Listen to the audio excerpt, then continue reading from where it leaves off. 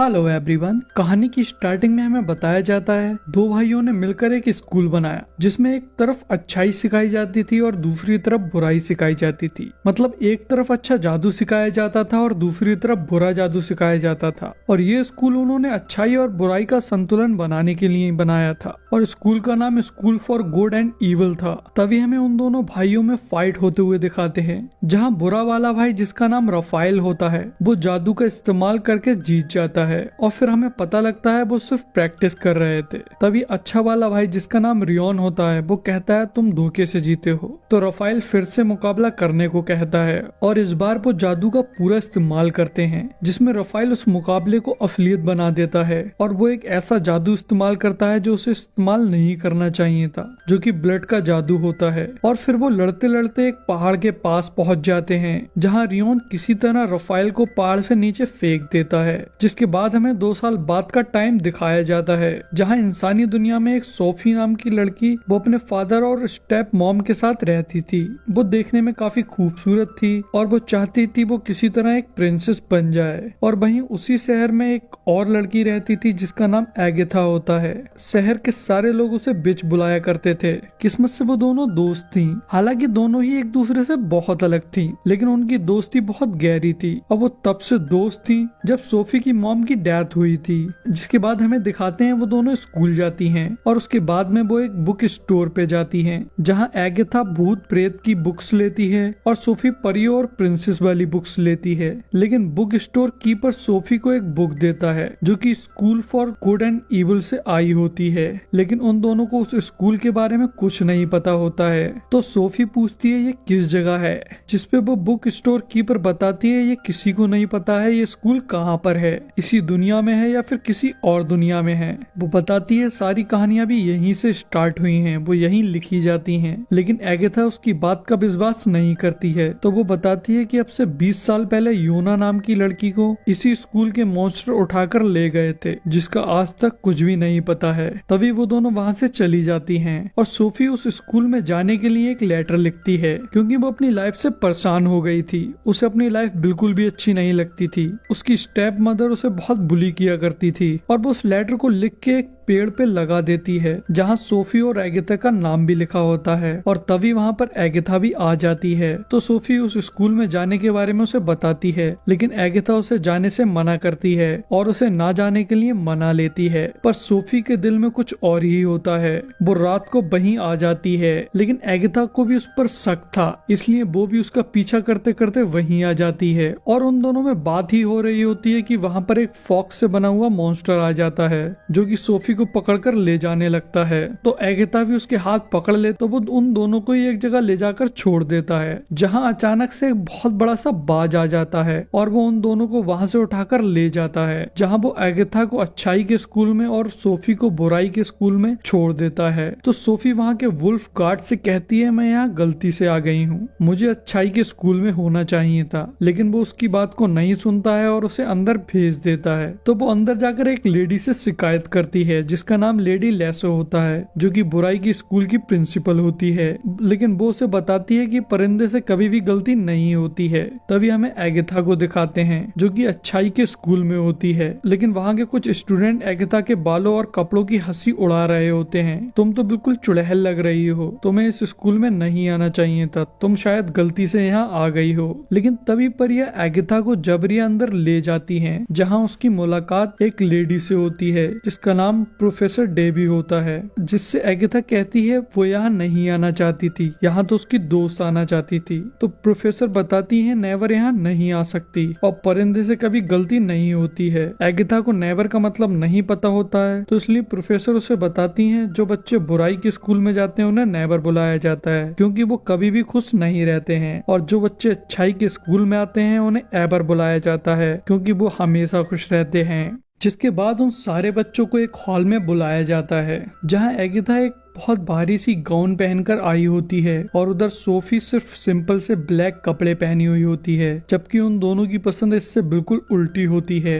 पर बुराई के लोग हमेशा काले और सिंपल कपड़े पहनते हैं और अच्छाई वाले लोग फैशनेबल कपड़े पहनते हैं। तभी उसके बाद में एवर मतलब अच्छे लोग अपनी स्किल्स दिखाते हैं और उस दुनिया के अगले राजा डेट्रोस को दिखाया जाता है, तो वो भी अपनी कुछ स्किल्स दिखाता है, जिसके बाद में नेवर्स मतलब बुरे बच्चों में से एक बच्चा उसको चैलेंज कर देता है। तो उन दोनों के बीच में मुकाबला होता है, लेकिन डेट्रोस उस साइक्लोप को हरा देता है क्योंकि उसके पास में एक्सकैलिबर होती है। तभी डेट्रोस का ध्यान सोफी और एगिथा दोनों पे ही जाता है, लेकिन वो एक दूसरी लड़की के पास जाकर बैठ जाता है। तभी वहाँ पर स्कूल के हेडमास्टर रियोन आते हैं, जो कि अब काफी बूढ़े हो गए होते हैं। वो उन बच्चों से कहते हैं तुम सबको अच्छे से पढ़ना है और सारे रूल फॉलो करना है, क्योंकि जो बेस्ट स्टूडेंट होगा उसी को स्टोरियन चुनेगा। उसी की स्टोरी इंसानों की दुनिया में पहुंचाई जाएगी, जिससे वो लोग प्रेरित होकर अपना लक्ष्य चुन सकें। और तभी अचानक से सोफी पूछती है अगर कोई गलत स्कूल में आ गया हो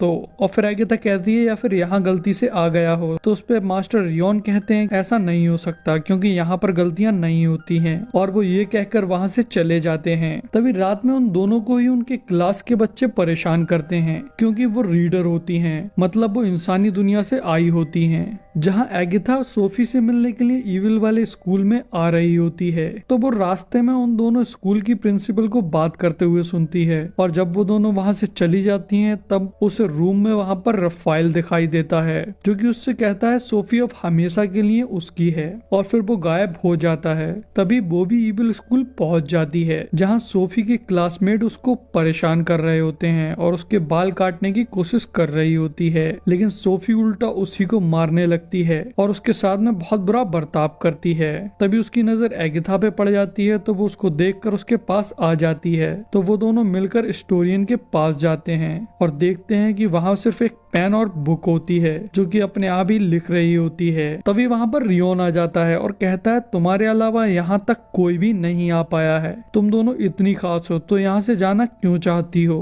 तो उस पे सोफी कहती है ये जाना चाहती है, मैं नहीं जाना चाहती हूँ, बस मुझे तो गलत स्कूल में भेज दिया गया है। हालांकि एगिथा खुद को और सोफी दोनों को ही वापस ले जाना चाहती थी, पर सोफी उसे समझाती है कि उसे वो लाइफ बिल्कुल भी पसंद नहीं है। पर एगिथा को रियोन पे विश्वास नहीं होता है, तो वो उनसे पूछती है कि स्नो वाइट और सारी कहानियां जो उन्होंने पढ़ी हैं वो सब सच्ची हैं। जिस पे रियोन उन्हें बताता है तुमने जितनी भी कहानी पढ़ी हैं, जैसे सिंदबाद, सिंड्रेला, स्नो वाइट और जितनी भी, वो सारी कहानियां नहीं सच्चाई है, उसमें से सारे लोग इस स्कूल के स्टूडेंट रह चुके हैं। और फिर वो सोफी से कहता है अगर तुम बुरी नहीं हो और तुम्हें अच्छाई के स्कूल में जाना है। वो उससे कहता है बुराई जो चीज कभी हासिल नहीं कर सकती, उस चीज को हासिल करके दिखाओ और साबित कर दो मुझसे गलती हुई। तो सोफी कहती है मेरे पास सब कुछ है, अच्छे बाल हैं, मैं सुंदर हूँ, यही सारी चीजें चाहिए होती हैं अच्छाई के स्कूल में जाने के लिए। लेकिन एगिथा उसे समझाती है कि वो ये सारी चीजें नहीं है, वो एक्चुअल में सच्चा प्यार है। तुम्हें सच्चे प्यार को ढूंढकर उसको किस करनी होगी, जिससे ये साबित हो जाएगा तुम अच्छी हो।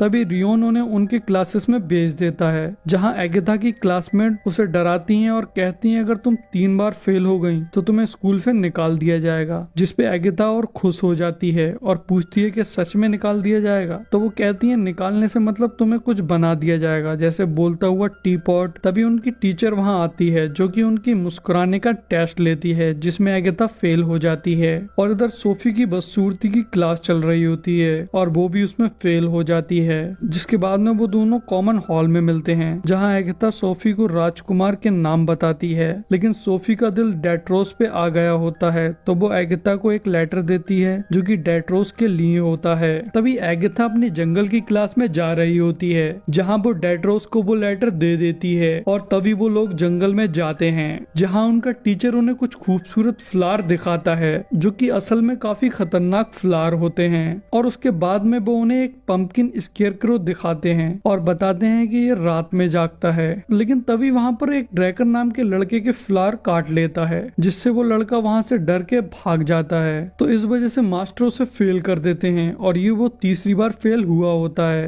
तो एगिथा उसके पीछे भाग और उससे कहती है कि ये तुम तीसरी बार फेल हो रहे हो, और वो उसका पीछा कर ही रही होती है कि उसके चारों तरफ बिजली आ जाती है और वो अचानक से गायब हो जाता है। तभी हमें सोफी को दिखाते हैं, जो कि अपने क्लास में होती है। तो उसके क्लास की रीटा नाम की लड़की उसे परेशान करने लगती है, और जैसा कि वो बुराई का स्कूल होता है इसलिए टीचर उसे नहीं रोकती है, बल्कि उन्हें तो ये सब देखने में मजा आता है। तभी रीटा अपने एक टैटू से छोटा सा ड्रैगन निकालती है जो कि सोफी पे हमला करने लगता है, और सोफी कुछ नहीं कर पा रही होती है, वो सिर्फ चिल्ला रही होती है। लेकिन तभी अचानक से वहाँ पर बहुत सारी मधुमक्खी आ जाती हैं और उस ड्रैगन को मारने लगती हैं, जिससे रीटा का भी दम घुटने लगता है। तभी सोफी उन मक्खियों को रुकने को कह देती है, तो पता लगता है कि वो रफाइल था। तो लेडी लेसो सोफी को अपने साथ ले जाती है, जहाँ सोफी पूछती है ये कौन था। तो लेडी लेसो से रफाइल के बारे में बताती हैं और उससे कहती हैं तुम बहुत पावरफुल हो। लेकिन सोफी उससे खुश नहीं होती है, क्योंकि उसे पावरफुल नहीं बनना था, उसे तो बस अच्छाई वाले स्कूल में जाना था। और लेडी लेसो उससे ये भी कहती हैं कि अगर रफाइल तुम्हें फिर से मिलने आए तो इसके बारे में तुम सिर्फ मुझे बताना और किसी को मत बताना। जिसके बाद हमें प्रोफेसर डूबी को दिखाते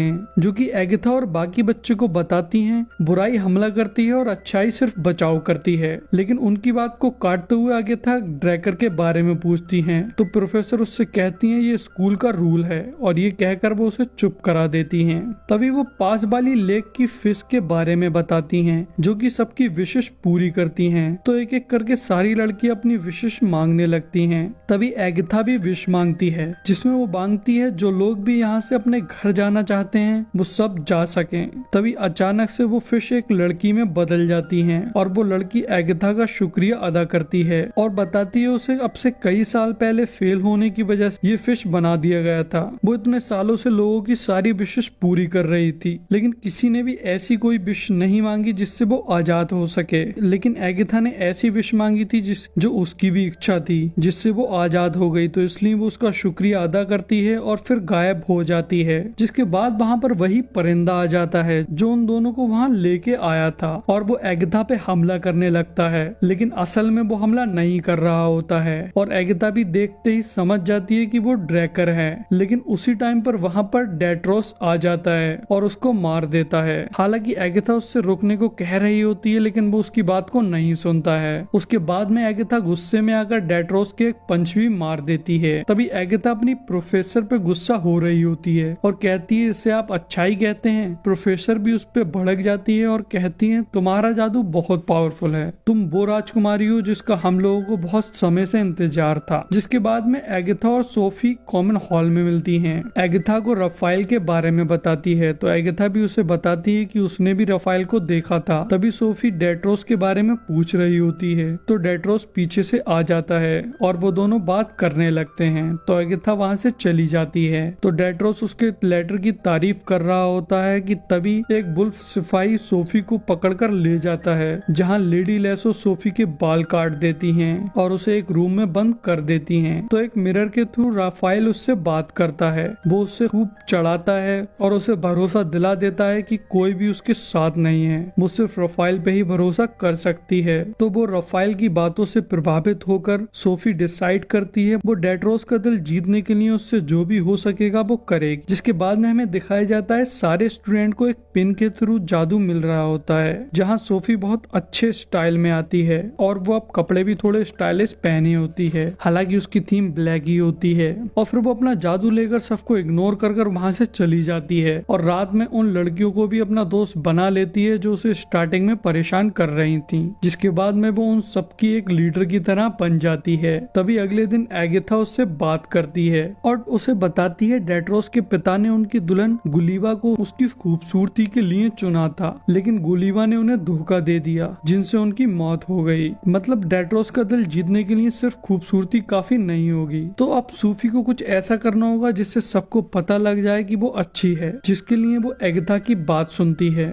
और डेट्रोस के पास जाती है जो कि एरोस की प्रैक्टिस कर रहा होता है। तो सूफी भी निशाना लगाने लगती है, लेकिन डेट्रोस उसे बताता है कि बुराई के स्टूडेंट कभी भी सही निशाना नहीं लगा सकते। जिसके बाद सूफी एरो शूट करती है और उसका निशाना बिल्कुल सही होता है। तो ये देखकर डेट्रोस बहुत हैरान हो जाता है, जबकि असल में वो एरो सही निशाने पर एगाथा के जादू की वजह से लगी थी। लेकिन डेट्रोस तो सोफी से इम्प्रेस हो ही जाता है, तो वो लोग साथ में रहने लगते हैं और डेट्रोस सोफी को अपनी रानी बनाने के लिए पूछ लेता है, लेकिन ये बात किसी को भी पसंद नहीं आती है। हालांकि डेट्रोस सबसे कहता है मेरी रानी चुनने का हक सिर्फ मुझे है, और एगिथा भी उन लोगों से कहती है कहानियों के हिसाब से सच्चा प्यार कभी भी अलग नहीं हो सकता। तो मास्टर रियोन कहते हैं इसका पता हम जंगल की चुनौती से लगाएंगे, जिसमें उन दोनों को रात में जंगल में अलग अलग हिस्सों में छोड़ा जाएगा और उन दोनों को एक दूसरे को ढूंढना होगा। और तभी रात में उन दोनों को जंगल के अलग अलग हिस्से में छोड़ दिया जाता है, लेकिन सोफी को जंगल के बारे में कुछ भी नहीं पता होता है और वो उन खूबसूरत फ्लावर के पास में पहुंच जाती है जो कि उसके काटने लगते हैं। तो वो उनसे बचकर वहां से भागती है और फिर उसके बाद में वो पंपकिन स्केयर क्रो के पास पहुंच जाती है जो कि अब रात में जिंदा होता है और उस पे हमला करने लगता है। तो सोफी चिल्ला रही होती है, लेकिन तभी वहां पर एगिथा अपने जादू से एक कबूतर बनकर आ जाती है और सोफी को बचा लेती है। तभी वो दोनों वहां से भागने लगती हैं, तो उन्हें डेट्रोस की आवाज आती है। तभी एगिथा वहां छिप जाती है और सोफी को डेट्रोस के पास में भेज देती है, लेकिन वहां भी स्केयरक्रो आ जाता है जिससे डेट्रोस लड़ने लगता है और सोफी एक कोने में जाकर छिप जाती है। लेकिन तभी डेट्रोस की एक्सकैलिबर उसके हाथ से छूटकर एक दूसरी जगह गिर जाती है, तो स्केयरक्रो डेट्रोस को मार रहा होता है। तभी एगिथा सोफी को इशारा करती है कि वो एक्सकैलिबर को उठाकर डेट्रोस को दे दे, लेकिन वो डर के मारे बाहर नहीं निकलती है। हालांकि एगिथा उसे काफी बार इशारे करती है, लेकिन वो उसकी बात को नहीं सुनती है और जब उसे लगता है कि अब डेट्रोस मरने वाला है तो इसलिए वो खुद आकर तलवार को उठाकर डेट्रोस को दे देती है, जिसके बाद में डेट्रोस उसे मार देता है और सोफी पे गुस्सा हो जाता है और उसको छोड़कर चला जाता है। तभी इस वजह से सोफी एगिथा पर गुस्सा हो जाती है और वो भी वहां से चली जाती है, जिसके बाद में प्रोफेसर एगिथा पे गुस्सा होती हैं। सोफी पे भरोसा नहीं है तो वो कहती है नहीं मुझे भरोसा नहीं है, सोफी बुरी है। मेरा मानना है कि सारे लोग ही बुरे होते हैं, कोई भी पूरी तरह से अच्छा नहीं होता है, मैं भी बुरी हूँ। तभी हमें सोफी को दिखाते हैं जो कि बहुत गुस्से में होती है और तभी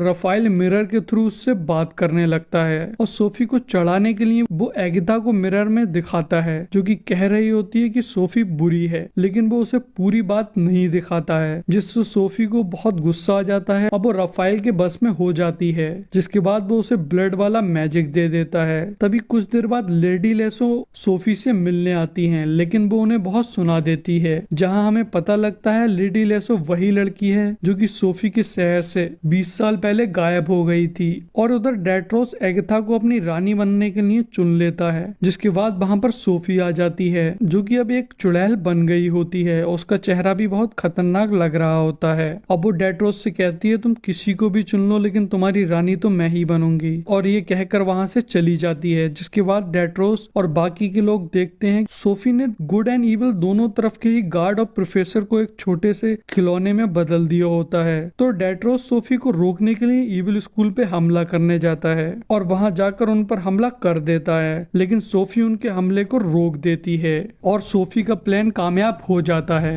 क्योंकि हमेशा पहले बुराई हमला करती है और अच्छाई बचाती है, जो कि सोफी ने किया होता है। तभी अचानक से सारे इविल बच्चे चेंज होने लगते हैं और वो बहुत खूबसूरत हो जाते हैं और वो अच्छाई के स्टूडेंट बन जाते हैं, और अच्छे बच्चे चेंज होकर बुराई के स्टूडेंट बन जाते हैं और वो थोड़े बदसूरत भी बन जाते हैं। जिसके बाद में उन लोगों के बीच में फाइट होने लगती है, वो सारे लोग एक दूसरे पे हमला करने लगते हैं। तभी एगिथा सोफी को समझाने की कोशिश करती है, लेकिन वो जादू से उसे दूर फेंक देती है और स्टोरियन के पास चली जाती है, जहां वो रियोन को मारने आई होती है। लेकिन वहां जाकर उसे पता लगता है कि रियोन ही रफाइल है, तो वो कहती है तुम तो मर गए थे, तो वो बताता है वो नहीं मरा था, उसने वापस आकर अपने भाई को मार दिया था और उसकी जगह ले ली थी। सोफी को उसके भाई को मारना पसंद नहीं आता है, पर रफाइल उसे बहला और फुसलाकर किस कर लेता है, जिससे वहाँ सब तबाह होने लगता है। तो सोफी रफाइल को ये सब रोकने को कहती है, लेकिन वो नहीं रोकता है।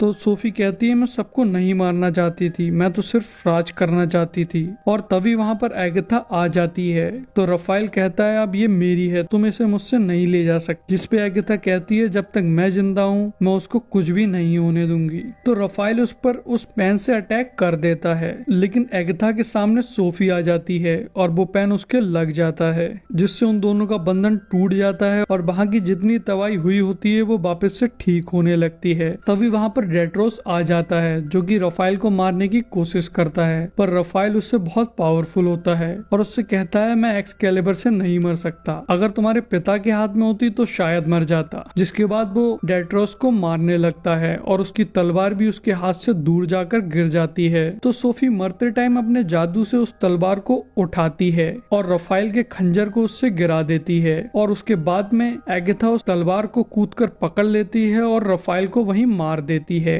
पर इधर सोफी मर जाती है तो एगाथा उसे देखकर रोने लगती है और उसके आंसू निकलकर सोफी के जख्म पर गिर जाते हैं, जिससे वो अचानक से ठीक हो जाती है। और हमें दिखाते हैं अब अच्छाई और बुराई दोनों के स्टूडेंट एक दूसरे की हेल्प कर रहे होते हैं और वो एक दूसरे के साथ खड़े होते हैं। जिसके बाद वहाँ पर एक पोर्टल खुल जाता है जो कि उन दोनों के घर का रास्ता होता है। तो सोफी एगाथा से कहती है तुम यहीं डेट्रोस के पास रुक जाओ, मैं वापस अपनी दुनिया में चली जाती हूँ। लेकिन एगाथा उसका साथ नहीं छोड़ती है, वो भी उसके साथ में अपनी दुनिया में चली जाती है और वो फिर से उसी जिंदगी को जीने लगते हैं। बस फर्क इतना होता है कि अब उनके पास में जादू होता है। तभी एक दिन डेट्रोस का एरो इंसानी दुनिया में आ जाता है और उससे आवाज आती है कि एगाथा मुझे तुम्हारी जरूरत है। और यही हमारी मूवी का एंड हो जाता है। गाइस इस मूवी का नाम school for good and evil है जो कि हाल ही में नेटफ्लिक्स पर रिलीज हुई है। सो गाइस प्लीज चैनल को सब्सक्राइब कर दो, बेल आइकन को दबा दो और वीडियो को लाइक कर दो।